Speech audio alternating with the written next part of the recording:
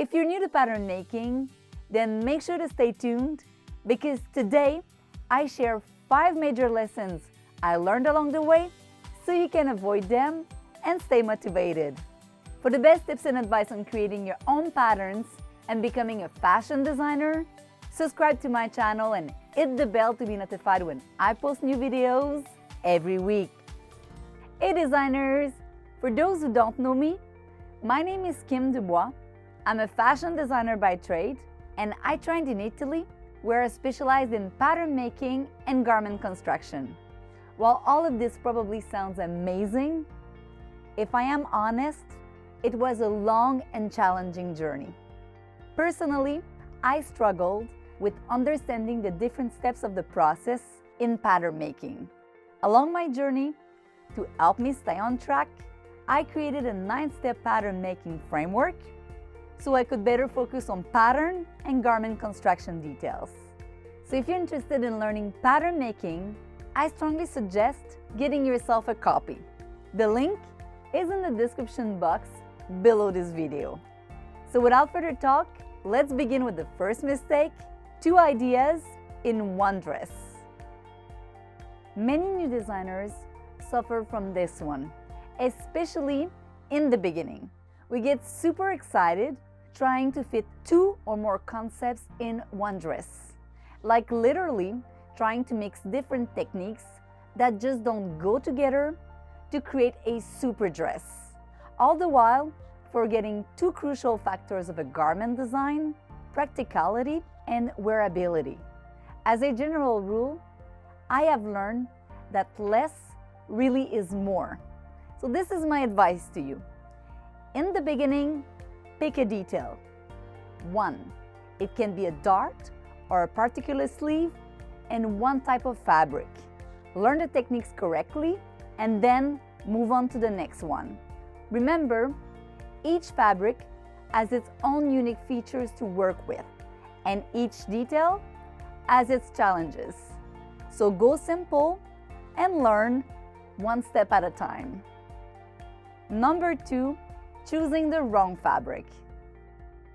As a designer, you'll likely want to work with every kind of fabric because experimenting can be fun, but it can also be costly in time and material if you're not careful. Here's a tip so you don't throw your hard-earned money away. When creating your pattern in fabric for the first time, always use synthetic material. Start with more affordable fabrics because if it ends up looking good, then you have 2 dresses to wear. Trust me, mistakes are part of the process, especially for beginners. So before you decide on using a specific fabric, always make sure that it has the characteristics you expect your new handmade garment to have. Now, I've got a quick question for you all. I'd like to know, how confident are you when selecting your fabric on a scale from 1 to 10? 10 is 100% sure, and 1 is hopelessly clueless. Let me know your answers in the comment section below. Number 3, not testing before sewing. This step is a crucial time saver. You need to test your fabric and the stitches, and it has to become part of your pre-sewing routine, meaning you take the time to sew a straight line on a fabric sample, the same one you're about to use, to make sure the tension is good, the length of the stitch is correct, and your needle works as desired. Trust me, this step is necessary. Unstitching is boring and time-consuming. Avoid unstitching whenever possible, but testing always. I promise it will save you loads of time in the long run. Number 4, not pressing properly. This can basically mean you're not pressing as you go or not pressing at all. You need to understand that pressing is as vital as stitching. Pressing helps you set your seams, whether you're sewing a skirt or a dress. Setting your seams helps them appear polished and professional looking.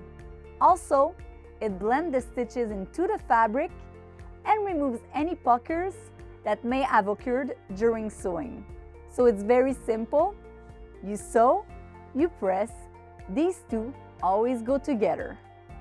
Number 5, don't get discouraged by failed projects. I talked previously about the importance of testing.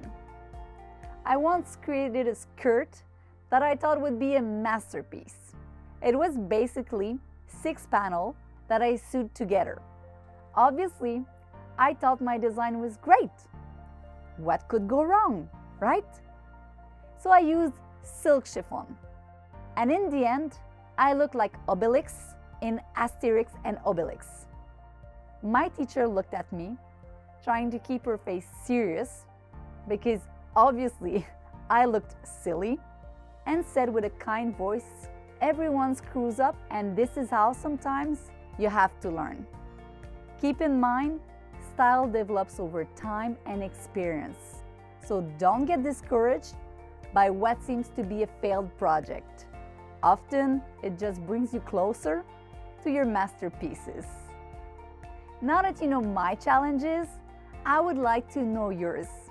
So let me know if any of the tips resonate with you.